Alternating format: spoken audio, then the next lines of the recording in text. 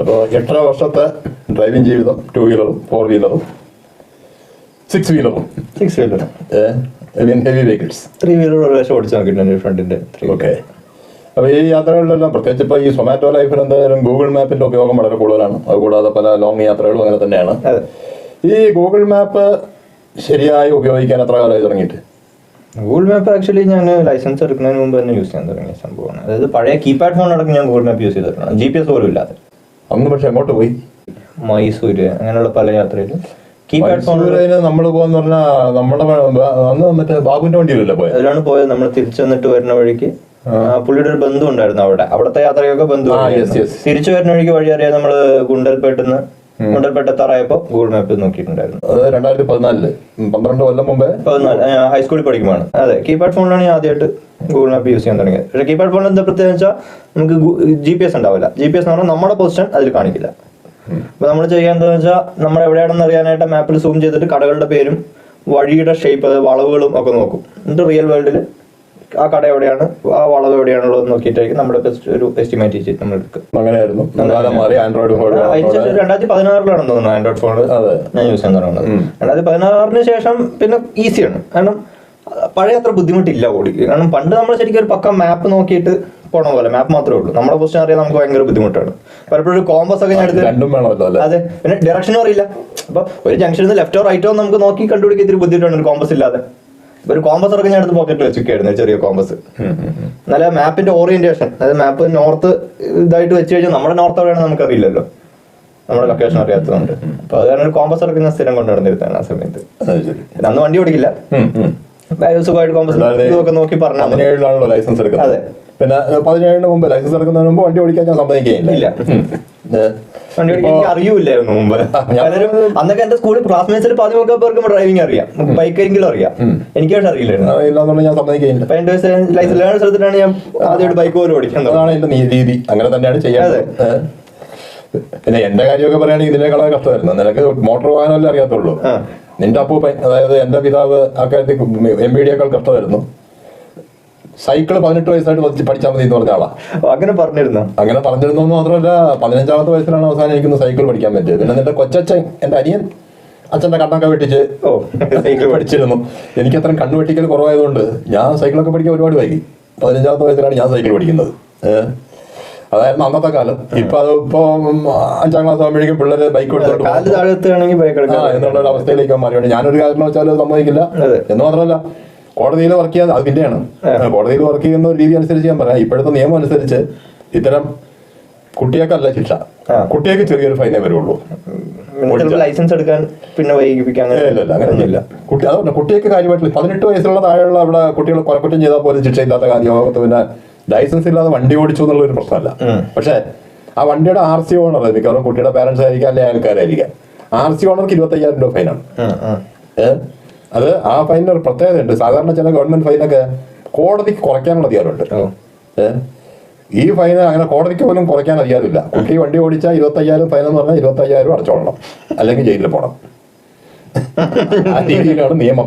ഇതൊന്നും അറിയാതാണ് പലരും ഈ കൊച്ചു കുട്ടിയൊക്കെ വണ്ടി എടുത്ത് കൊടുത്ത് വിടുന്നത്. ഇനി ആ കുട്ടിയെ ആക്സിഡന്റ് ആക്കിയാലും കുട്ടിയേക്കാൾ കൂടുതൽ കുറ്റവാളി RC ഓണറാണ്. ഇൻഷുറൻസ് കിട്ടില്ലല്ലോ. RC ഓണർ അതിന്റെ ലയബിലിറ്റി മുഴുവൻ RC ഓണർക്ക് വരും. അപ്പൊ അത് വിട്ടാൽ നമുക്കിനി ഗൂഗിൾ മാപ്പിലേക്ക് മടങ്ങി പോവാം. അപ്പോൾ പലരും, പ്രത്യേകിച്ച് ഇപ്പം നമ്മൾ തന്നെ ഒന്നിച്ച് യാത്ര പോകുമ്പോൾ, നീ ഇങ്ങനെ ഈ ഗൂഗിൾ മാപ്പൊക്കെ നോക്കി വണ്ടി ഓടിക്കുമ്പോൾ നമ്മുടെ കൂടെ യാത്ര ചെയ്യുന്ന പല എൻ്റെ സുഹൃത്തുക്കളും, പ്രത്യേകിച്ച് നമ്മുടെ രാജീവ് സാറും പ്രേംകുമാർ സാറും ഒക്കെ പറയാറുണ്ട്. അതായത് അവരും ഗൂഗിൾ മാപ്പൊക്കെ നോക്കി വണ്ടി ഓടിക്കും, പക്ഷെ ഒരിക്കലും വിചാരിച്ച സ്ഥലത്ത് വണ്ടി എത്തൂല, വേറെ എവിടെയെങ്കിലും എത്തും. നീ പോയാൽ പക്ഷെ നമ്മൾ എവിടെയാണോ വിചാരിച്ചിരിക്കുന്നത് അവിടെ തന്നെ എത്തും. അതിൻ്റെ ഒരു സീക്രട്ട് എന്താ? അതിൽ പല സീക്രട്സ് ഞാൻ പറയാം. ഒന്ന്, ഞാൻ ആദ്യം പറഞ്ഞ കാര്യം, അതായത് പണ്ട് ഗൂഗിൾ മാപ്പിൽ നമുക്ക് കീപാഡ് ഫോണിൽ ഇപ്പം അന്ന് GPS ഇല്ലേ. GPS എന്താണെന്ന് ആദ്യം പറയട്ടെ. GPS എന്ന് പറഞ്ഞാൽ നമ്മുടെ പൊസിഷൻ എവിടെയാണെന്ന് മാപ്പ് സാറ്റലൈറ്റ് വഴി നേരിട്ടൊരു കമ്മ്യൂണിക്കേഷൻ വഴിയാണ് നമ്മുടെ പൊസിഷൻ അത് എസ്റ്റിമേറ്റ് ചെയ്യണം. അപ്പം നമ്മുടെ പൊസിഷൻ എവിടെയാണെന്ന് അത് നമുക്ക് കാണിച്ചു തരും. ചില സന്ദർഭങ്ങളിൽ, അതായത് ചിലപ്പോൾ ക്ലൗഡി ആകുമ്പോൾ, അല്ലെങ്കിൽ നല്ലോണം മരങ്ങളുടെ കൂട്ടത്തിന്റെ ഒക്കെ നടുക്കൂടെ പോകുമ്പോൾ, അല്ലെങ്കിൽ ഇന്റർനെറ്റിനായിട്ട് ആശ്രയിച്ചിട്ടല്ല GPS വർക്ക് ചെയ്യണം. GPS വർക്ക് ചെയ്യാനായിട്ട് ഇന്റർനെറ്റ് വേണ്ട, മാപ്പ് ലോഡ് ആവാനായിട്ട് ഇന്റർനെറ്റ് വേണം. രണ്ടാണല്ലേ? അതെ. GPS എന്ന് പറഞ്ഞത് പുതിയ ഫോണുകളിൽ, പഴയ ആൻഡ്രോയിഡ് ഫോണുകളിൽ ഇങ്ങനെയല്ല. പഴയ ആൻഡ്രോയിഡ് ഫോണിൽ ഇന്റർനെറ്റ് വഴി തന്നെയായിരുന്നു GPS. അതായത് ഇവിടുന്ന് നമ്മുടെ നെറ്റ്വർക്ക് പ്രൊവൈഡർ പോയി ആ നെറ്റ്വർക്ക് പ്രൊവൈഡറാണ് സാറ്റലൈറ്റ് കണക്ട് ചെയ്യുക. ഇപ്പൊ പുതിയ ഫോണുകളിലൊക്കെ നേരിട്ട് സാറ്റലൈറ്റ്, ഫോൺ GPS സാറ്റലൈറ്റ് ആയിട്ട് നേരിട്ടാണ് കമ്മ്യൂണിക്കേഷൻ. ഓക്കെ. അപ്പോൾ ഇന്റർനെറ്റ് ഇല്ലെങ്കിലും സാറ്റലൈറ്റ് ഉണ്ട്, സാറ്റലൈറ്റ് കണക്ഷൻ കിട്ടിയാൽ അത് നല്ല ക്ലൗഡി ഒക്കെ ആകുമ്പോൾ ചിലപ്പോൾ എറർ വരും. അതുപോലെ മരമൊക്കെ മേലെ എന്തെങ്കിലുമൊക്കെ ഉണ്ടെങ്കിൽ, അല്ലെങ്കിൽ ഒരു ബിൽഡിങ്ങിന്റെ അകത്ത് നിൽക്കുമ്പോൾ ഒക്കെ എറർ വരും, കാരണം സാറ്റലൈറ്റ് ആയിട്ടുള്ള നേരിട്ട് കണക്ഷൻ വരികയാണ്. അതല്ലെങ്കിൽ ഇന്റർനെറ്റ് ഇല്ലെങ്കിൽ പോലും നമുക്ക് കാണാം. അതിൽ തന്നെ ഗൂഗിൾ മാപ്പ് ഒരു ഓപ്ഷൻ ഉണ്ട്, മാപ്പ് നമുക്ക് ഡൗൺലോഡ് ചെയ്തിടാം. ഇത്ര ഏരിയയുടെ, ഇപ്പോൾ നമ്മൾ സൗത്ത് ഇന്ത്യ മാത്രം ട്രാവൽ ചെയ്യണമെങ്കിൽ സൗത്ത് ഇന്ത്യയുടെ മാപ്പ് ഡൗൺലോഡ് ചെയ്തിട്ട് കഴിഞ്ഞാൽ ഇത്ര ഭാഗത്തെ ഏരിയ ഡൗൺലോഡ് ചെയ്യാൻ പറ്റുള്ളൂന്നുണ്ട്. അപ്പോൾ നമ്മൾ എങ്ങോട്ട് യാത്ര പോകുന്ന ഇപ്പോൾ സൗത്ത് ഇന്ത്യ മാത്രം, നമ്മളിപ്പോൾ കാശ്മീരിലേക്ക് വേണമെങ്കിൽ കാശ്മീരിലെ മാപ്പ് നമുക്ക് ഡൗൺലോഡ് ചെയ്തിടാം. അപ്പോൾ ആ ഭാഗത്തെ മാപ്പ് ലോഡ് ആവാനായിട്ട് ഇന്റർനെറ്റ് വേണ്ടി വരില്ല. GPS-ന് സ്വാഭാവികമായിട്ട് ഇന്റർനെറ്റ്, അപ്പോൾ നമുക്ക് അവിടെ ഗൂഗിൾ മാപ്പ് യൂസ് ചെയ്യാൻ പറ്റും ഈസി ആയിട്ട്, നെറ്റില്ലെങ്കിൽ പോലും. ഇപ്പോൾ ഞാൻ നേപ്പാളിലേക്ക് പോയപ്പോൾ, നേപ്പാളിൽ നമുക്ക് ഇന്റർനെറ്റ് കണക്ഷൻ എടുക്കണമെങ്കിൽ ആദ്യം അവിടുത്തെ സിം എടുക്കണം. അപ്പോൾ സിം എടുക്കണ കണ്ടുപിടിക്കണം നമുക്ക്. ഞാൻ ആദ്യമേ അവിടെ പോകുന്നതിന് മുമ്പ് തന്നെ മുഴുവൻ അവിടുത്തെ മാപ്പ് ഡൗൺലോഡ് ചെയ്തിട്ടു. അപ്പോൾ എനിക്ക് മാപ്പ് യൂസ് ചെയ്യാനായിട്ട് ഇന്റർനെറ്റ് ഇല്ലാതെ യൂസ് ചെയ്യാൻ പറ്റും. ബോർഡറിൽ തന്നെ കടകൾ ഉണ്ടെന്നുള്ളത് വേറെ കാര്യം, എന്നാലും ഞാൻ ഒരു സെക്യൂരിറ്റി അങ്ങനെ ചെയ്ത് വെച്ചിട്ടുണ്ടായിരുന്നു. പിന്നെ അവിടുത്തെ അഡീഷണൽ എക്സ്പെൻസ് കിട്ടിയല്ലോ അവിടെ പോയി സിം എടുക്കണമെങ്കിൽ. സിം എടുത്തു, പക്ഷേ സിം എടുത്തു കാരണം നമുക്ക് ബാക്കി കാര്യം വേറെ ആരെങ്കിലും വിളിക്കണമെങ്കിലും ഒക്കെ ഇവിടെ സിം വർക്ക് ചെയ്യില്ല. നമ്മുടെ സിം അവിടെ പോയാൽ വിളിക്കാൻ വേറെ രാജ്യമാണല്ലോ. അല്ല, വാട്സ്ആപ്പ് കോൾ ചെയ്യാൻ പറ്റില്ല. വാട്സ്ആപ്പ് കോൾ ചെയ്യാൻ ഇന്റർനെറ്റ് വേണ്ടേ? നമുക്ക് ഇന്റർനെറ്റ് വേണമെങ്കിൽ ചെയ്യാം, ഇന്റർനാഷണൽ റോമിംഗ് ചെയ്യണം. പക്ഷെ ഇന്റർനാഷണൽ റോമിംഗ് ഇതിനേക്കാൾ ലാഭം സിം എടുക്കാൻ. അല്ലെങ്കിൽ എയർടെൽ പോസ്റ്റ് പെയ്ഡ് ആണെങ്കിൽ നേപ്പാളിലേക്ക് ഇന്ത്യക്കാർക്ക് ഫ്രീ യൂസേജ് കൊടുക്കുക. എയർടെൽ പോസ്റ്റ് പെയ്ഡ് മാത്രം, പ്രീപെയ്ഡ് ഇല്ല. ശരി, അത് എയർടെൽ മാത്രം, ബാക്കി എല്ലാവരും ഇന്റർനാഷണൽ റോമിംഗ് വേണം. അതെ, ശരി. നേപ്പാളിൽ. അപ്പോൾ നമ്മൾ പറഞ്ഞു വന്നത് GPS വഴിയാണ് നമ്മുടെ ലൊക്കേഷൻ ഇതിൽ കാണിക്കുക.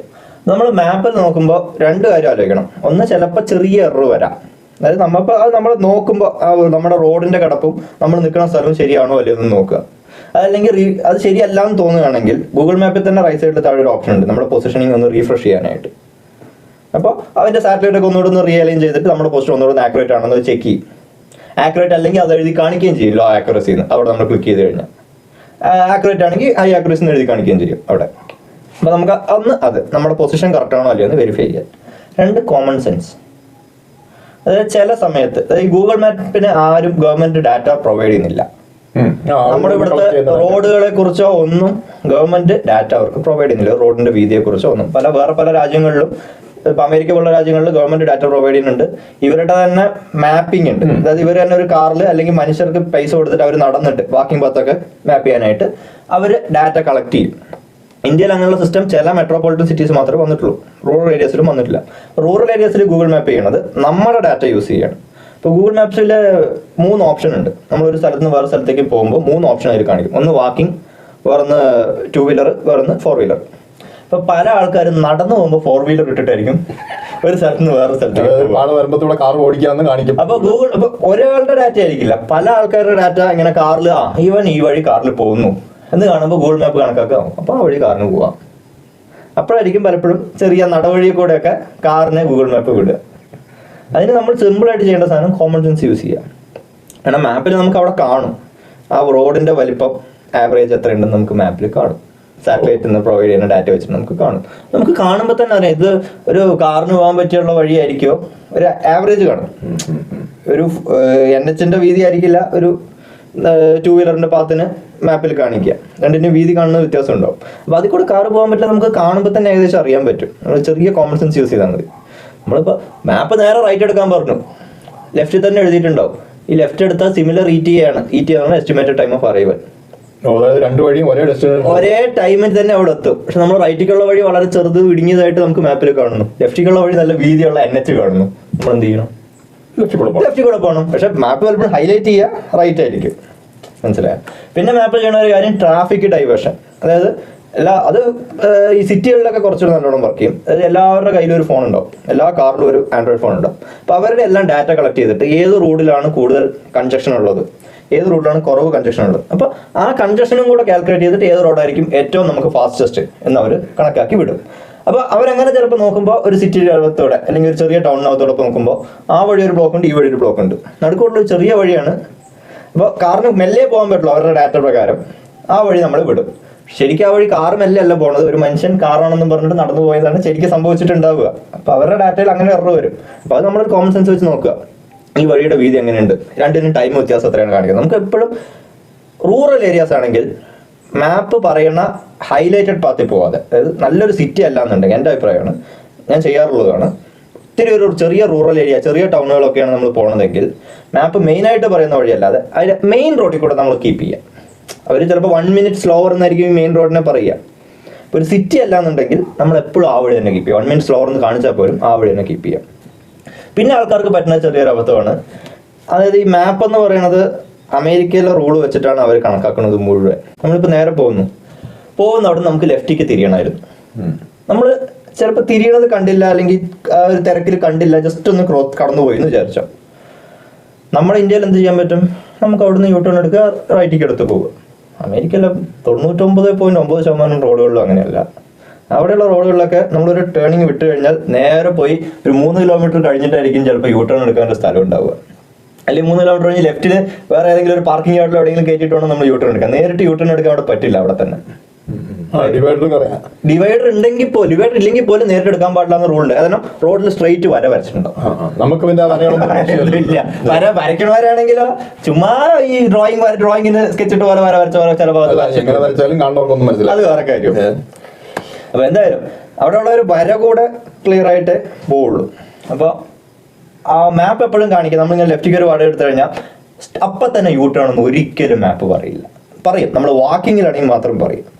2 വീലർ ആണെങ്കിലും 4 വീലർ ആണെങ്കിലും യൂട്ടേൺ പറയില്ല. പകരം പറയും go straight 3 kilometre and make a U-turn. അല്ലെങ്കിൽ ശരിക്കും റോഡിൽ യൂട്ടേൺ അവിടെ എടുക്കാൻ പറ്റും, അവിടെ നിന്ന് യൂട്ടേൺ ചിലപ്പോൾ ശരിക്കും എടുക്കാൻ പറ്റുന്ന ഭാഗമായിരിക്കില്ല. ചിലപ്പോൾ അതിന് മുമ്പ് ഒരു 10 ഭാഗം ഉണ്ടാവും, പക്ഷെ മാപ്പിൽ അതിന് ഡാറ്റ ഇല്ല. നമ്മളല്ലോ ഗവൺമെന്റ് ഇതിനൊരു ഡാറ്റയും പ്രൊവൈഡ് ചെയ്യുന്നില്ല, യൂസർ ഡാറ്റ. അപ്പം മാപ്പ് നോക്കുന്ന വലിയൊരു ജംഗ്ഷൻ, ആ ഒരു വലിയ ജംഗ്ഷൻ, മെയിൻ ജംഗ്ഷൻ ആയിരിക്കും യൂട്ടേൺ പറയുക.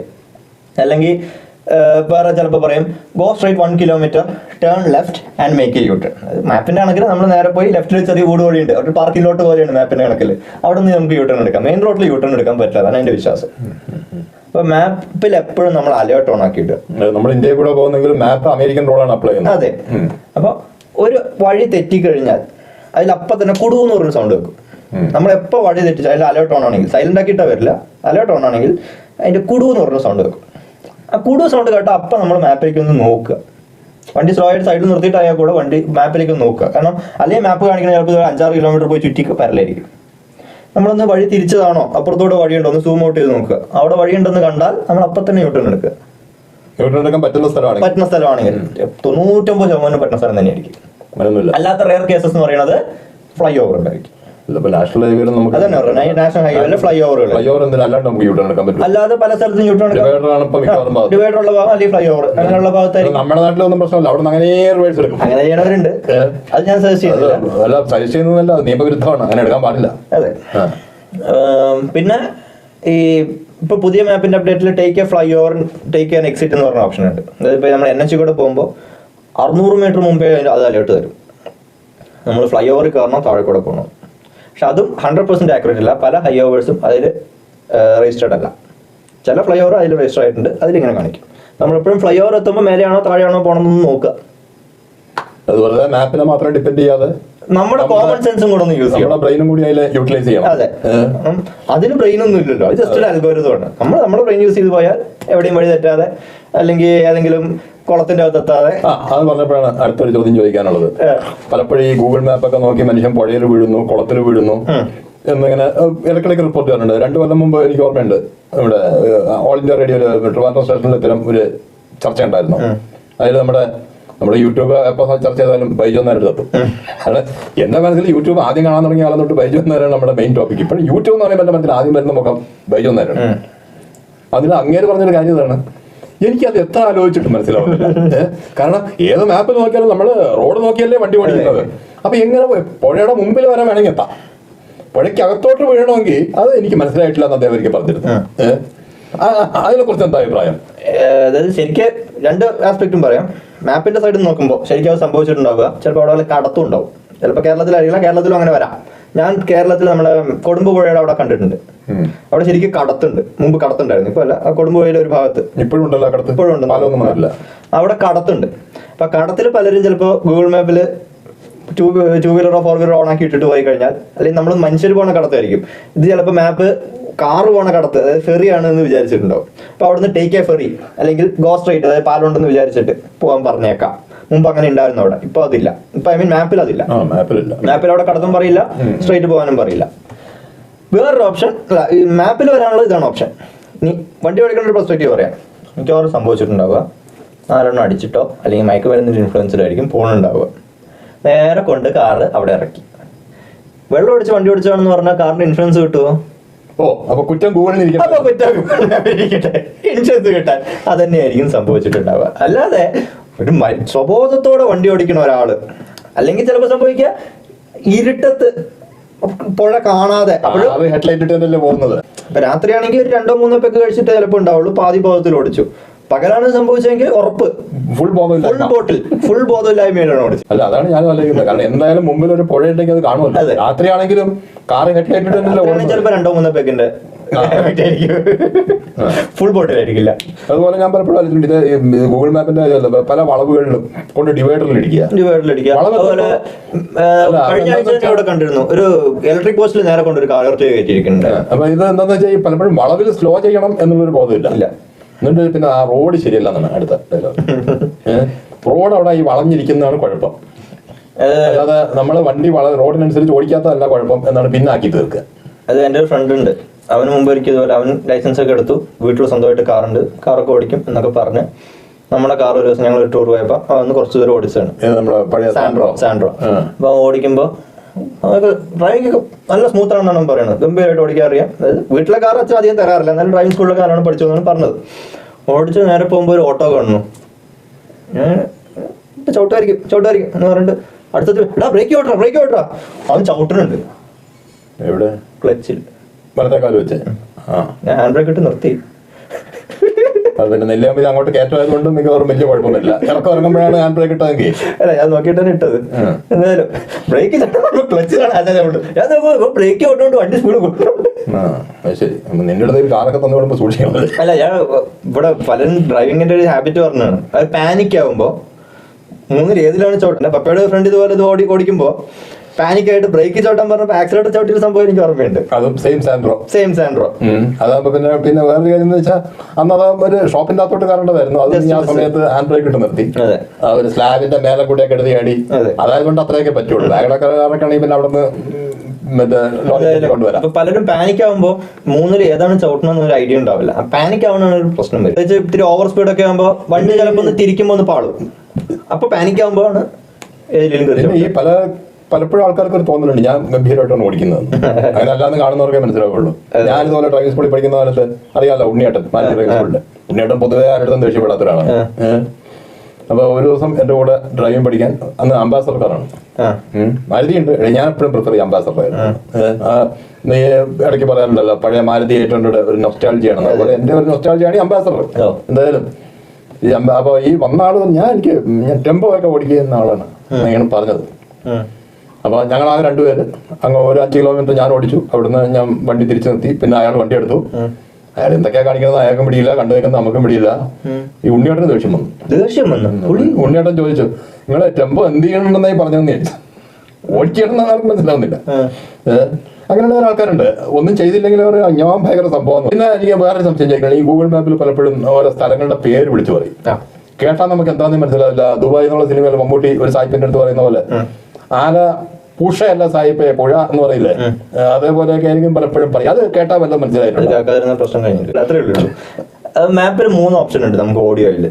ഒന്ന്, ഓരോ സ്ഥലവും ഓരോ വളവും ഓരോ തിരിവും ഫുൾ നെയിം, ഒരു സ്ഥലത്തിന്റെ പേരായിരിക്കില്ല. ഇപ്പൊ നമ്മള് NH 544 എന്ന് പറയുന്നതിന് പകരം എടപ്പള്ളി ടു തുടക്കവും അവസാനവും NH ഫുൾ നെയിം പറഞ്ഞിട്ടായിരിക്കും പറയാ. അത് എല്ലാം കൂടെ വിളിച്ചു പറയണം ഒരു ഓപ്ഷൻ. രണ്ടാമത്തെ ഓപ്ഷൻ അലേർട്ട് ഓൺലി എന്ന് പറഞ്ഞാൽ നമ്മൾ എവിടെയെങ്കിലും വളവോ തിരുവോ തെറ്റിക്കഴിഞ്ഞാൽ ഒരു കുടു വെക്കും. പിന്നെ ഡെസ്റ്റിനകത്ത് എത്തുമ്പോൾ വേറൊരു കുടുവും വെക്കും. അതാണ് അലേർട്ട് ഓൺലി. പിന്നെ ഒന്ന് ഫുൾ സൈലന്റ് ഓപ്ഷൻ, ഒന്നും മിണ്ടില്ല. ഞാൻ എപ്പോഴും ഇടുക അലേർട്ട് ഓൺലിയാണ്. നമുക്ക് എന്തെങ്കിലും തെറ്റ് പറ്റി അത് പറയും, അല്ലെങ്കിൽ നമ്മുടെ ഡെസ്റ്റിനേഷൻ എത്തി അറിയണം. അല്ലെങ്കിൽ അത് കേട്ടിട്ട് ആർക്കൊന്നും മനസ്സിലാവില്ല എന്ന് പറഞ്ഞാൽ കൺഫ്യൂഷൻ ആവുകയും ചെയ്യും. അതെ, ഞാനിതിപ്പോ എവിടെയാന്ന് നമ്മൾ ആലോചിച്ചു. കേട്ടിട്ട് ഓടിക്കുമ്പോൾ ഒരു ലിമിറ്റേഷൻ ഉണ്ട്. ഇപ്പൊ ബൈക്കിലൊക്കെ പോകുമ്പോൾ ഫോൺ ഹോൾഡറിൽ ഞാൻ പലപ്പോഴും കേട്ടിട്ട് ഓടിക്കാറുണ്ട്. പക്ഷെ കേട്ടിട്ട് ഓടിക്കുമ്പോൾ ലിമിറ്റേഷൻ എന്താണെന്ന് വെച്ചാൽ, ഒരു ജംഗ്ഷൻ അതിൽ ചിലപ്പോൾ ലെഫ്റ്റിലേക്ക് 2 വഴികളുണ്ടാവും. അത് ഏത് ലെഫ്റ്റ്, ചിലപ്പോൾ ലെഫ്റ്റിലേക്ക് ഇപ്പം മൈതാനം ജംഗ്ഷനൊക്കെ എന്ന് പറയുമ്പോൾ പലപ്പോഴും ലെഫ്റ്റിലേക്ക് 3 വഴികളുണ്ട്. ഒന്ന് വൺ വേ ആണെങ്കിലും ഇപ്പൊ നമ്മള് മൈതാനം കോട്ടയുടെ അവിടെ നിന്ന് ഇങ്ങോട്ട് വരികയാണെങ്കിൽ 3 വഴിയുണ്ട് ലെഫ്റ്റിലേക്ക്. ഒന്ന് വൺ വേ ആണ് ശരിക്കും. ഓക്കെ, 3 വഴികളുണ്ട് ലെഫ്റ്റിലേക്ക്. അല്ല ഏത് ലെഫ്റ്റ് ആണെന്ന് നമുക്ക് എങ്ങനെ അറിയും? സ്ഥലം പരിചയമില്ലാത്ത ഒരാള്. അപ്പൊ പിന്നെ പണ്ട് മോഹൻലാൽ പറഞ്ഞ പോലെ സ്ഥലം പരിചയമില്ലാത്ത ഒരാൾ വരുമ്പോ ചിലപ്പോ കോട്ട കഴിഞ്ഞത് പറയും ടേക്ക് ലെഫ്റ്റ്, നേരെ എടുത്തു വൺ വേയിലേക്ക് ലെഫ്റ്റ്. അതായിരിക്കും ചിലപ്പോ സംഭവിക്കുക. ആദ്യം കാണുന്ന അല്ലേ? മാപ്പ് നമ്മൾ വെറുതെ ആ വഴിയുടെ കാര്യം പറയുന്നത് ഇവിടെ അൺവേയാണെന്ന് അറിയുന്നവര് പോലും അതിനെ കയറി പോകുന്നുണ്ടെന്നുള്ള കാര്യം. അതായത് ശരിക്കും മാപ്പ് നമ്മള് ഇന്ത്യയിലെ ഒരു സാഹചര്യത്തിൽ നോക്കി ഒരു ഗ്ലാൻസ് അതിലേക്ക് നോക്കുന്നതാണ് അല്ലെങ്കിൽ ബെറ്റർ. അല്ലെങ്കിൽ നമുക്ക് നോക്കാനുള്ള ഒരു ഓപ്ഷൻ ഇല്ലാന്നുണ്ടെങ്കിൽ നമ്മൾ ഈ ഫുൾ ഇത് വെക്കുക, അത് ലെഫ്റ്റ് തിരിയാൻ പറയുമ്പോൾ നമ്മൾ വണ്ടി നിർത്തി എടുത്ത് നോക്കുക. ശരിക്കും ചോദിച്ച് പോണതിനേക്കാൾ ഫാസ്റ്റർ തന്നെ ആയിരിക്കും എപ്പോഴും. കാരണം ചോദിക്കുമ്പോൾ ഓരോരുത്തർ ഓരോ വഴിയായിരിക്കും പറയുക. അതെ, മനഃപൂർവ്വം പറഞ്ഞ് വഴിതെറ്റിക്കുന്ന ആൾക്കാർ പോലും ഉണ്ട്. ചിലപ്പോൾ ഒരേ സ്ഥലത്തേക്ക് 2 വഴികളുണ്ട്. ഒരാൾ ഒരു വഴിയായിരിക്കും പറയും, മറ്റേ ആൾ വേറൊരു വഴിയായിരിക്കും പറയും. രണ്ടോടെ കൺഫ്യൂഷൻ ആവും. ചിലപ്പോൾ ഈ പറഞ്ഞ രണ്ടും എത്തുന്ന ഒരു സ്ഥലത്തായിരിക്കും. അതെ, വിക്ടോറിയ കോളേജിന്റെ അവിടെ ഒലോക്കോടേക്ക് പറഞ്ഞാൽ പോകാൻ ചോദിച്ചാൽ ഒരാളോട് വഴി ചോദിച്ചാൽ ഒരാൾ റൈറ്റ് പറയും, വേറെ ലെഫ്റ്റ് പറയും. നോക്കുമ്പോൾ ശരിക്കും 2 ഒരേ ദൂരം തന്നെയാണ്. 2 ഒരേ ദൂരമാണ്, എത്തുന്ന ഒരേ സ്ഥലത്താണ്. ഒരേ സ്ഥലത്ത് തന്നെയാണ്. പിന്നെ ഒരു കാര്യം എന്ന് വെച്ചാൽ ഒരു ഭാഗത്തൊരു റെയിൽവേ ഗേറ്റ് ഉണ്ട്. റെയിൽവേ ഗേറ്റ് ഉണ്ട്, പക്ഷെ ആ വഴി തിരക്ക് കുറവാണ്. തിരക്ക് കുറവായത് ഇതുകൊണ്ടാണ്. റെയിൽവേ ഗേറ്റ് ഉള്ളതുകൊണ്ട് കഴിയുന്ന വണ്ടികൾ ആ വഴിക്ക് പോകുന്നത്. അവിടെ അടച്ചിടുന്ന അറിയില്ലല്ലോ. എന്തായാലും അത് നമ്മുടെ ആസൂത്രണത്തിന്റെ വലിയൊരു ഗംഭീര സംഭവമാണ് അത്. കാരണം ആ വഴിയിൽ ശരിക്കും 2 റെയിൽവേ ഗേറ്റ് ആണ്. ഒരു ഭാഗത്ത് ഫ്ലൈ ഓവർ വന്നു, വന്നിട്ട് വർഷങ്ങളായി. മറ്റേ ഭാഗത്ത് ഇനിയും ഒരു ഫ്ലൈ ഓവർ എന്ന് ആലോചിച്ചിട്ട് പോലുമില്ല. അത് ശരിയാണ്. കാരണം ഏറ്റവും തിരക്കുള്ള ഒരു ജംഗ്ഷനാണ്. ഒരാൾക്ക് 2 ഇതേ ഉള്ളൂ. അപ്പൊ മറ്റേ സൈഡ് ഏതെങ്കിലും കാരണവശാൽ അടഞ്ഞു കഴിഞ്ഞാൽ ഇതൊരു ബോട്ടിലേക്ക് പോലെ. അല്ല, ഈ പറഞ്ഞ പോലെ ആ വഴിയിൽ ഇപ്പൊ തിരക്ക് കുറവായതുകൊണ്ടെന്ന് വെച്ചാല് അപ്പുറത്തോട് ഫ്ലൈ ഓവർ വന്ന അവിടെ തിരക്കായിക്കോളും. ഇപ്പോൾ ഈ കൽപ്പാത്തി ഒക്കെ സമയത്ത് ഒരാഴ്ച മറ്റോട് മുഴുവൻ ബ്ലോക്ക് ആയിരിക്കും. ഈ വഴി പോയി കഴിഞ്ഞാൽ ഇവിടെ ഗേറ്റ് അടച്ചു കഴിഞ്ഞാൽ മുഴുവൻ ഒരു ബോട്ടിലേക്ക് പോലെയാണ്. പിന്നെ അങ്ങോട്ടും ഇല്ല ഇങ്ങോട്ടും ഇല്ല, ബസ്സുകൾ ഈ വഴിയായിരിക്കും. അങ്ങോട്ടും ഇല്ല ഇങ്ങോട്ടും ഇല്ലാതെ നിൽക്കായിരിക്കും എല്ലാവരും. ബൈജു എന്നാരുടെ ശൈലി തന്നെ കണ്ടെടുത്ത് പറയാം. Happy motoring for both 2 and 4 wheelers. Happy Google map usage. Happy and safe. Not only happy. അല്ല, ഹാപ്പി ആൻഡ് സേഫ് അല്ല, happy and logical Google map use. നമ്മൾ ലോജിക്ക് ഇതിൽ അപ്ലൈ ചെയ്ത് കഴിഞ്ഞാൽ സേഫ് തന്നെയാണ്. ഹാപ്പി ആയിരിക്കും. എനിക്ക് പിന്നെ യൂസ് ചെയ്യാൻ അറിഞ്ഞൂടാത്തതുകൊണ്ടും ലോങ് യാത്രകൾ മുഴുവൻ നിന്റെ കൂടെ ആയതുകൊണ്ടും അതുകൊണ്ട്